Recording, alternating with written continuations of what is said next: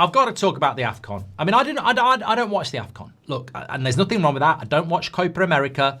I don't watch the Australian Open tennis. There's just things I watch and there's things I don't watch. And I just didn't have the time and don't have the time to invest in the AFCON or the Copa America. I watch the Euros and I watch the World Cup because it's in the summer.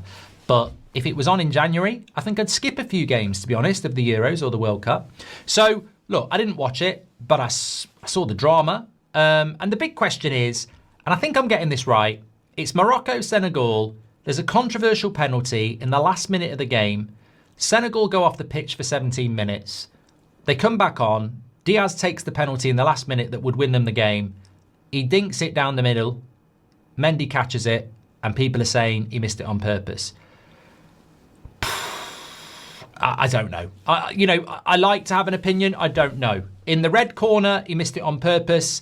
Why are you doing that type of little dinky penalty, the Panenka, down the middle in such an important moment where it's the final kick of the game, basically?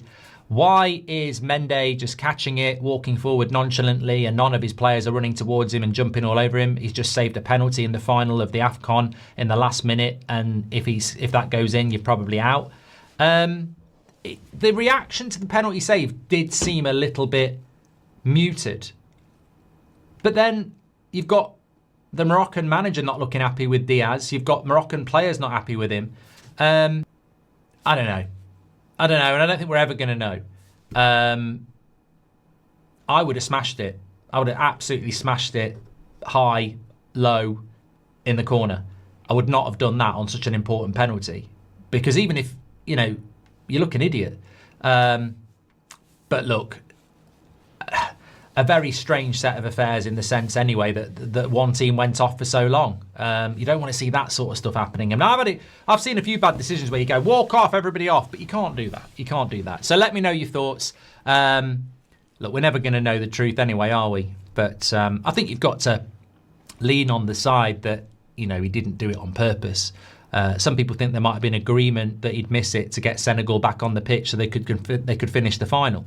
I mean, that's a horrific turn of events if you've got to miss a penalty to get the opposition back on the pitch. And if that's what people are saying, I mean, that can't be true. But look, let me know your thoughts.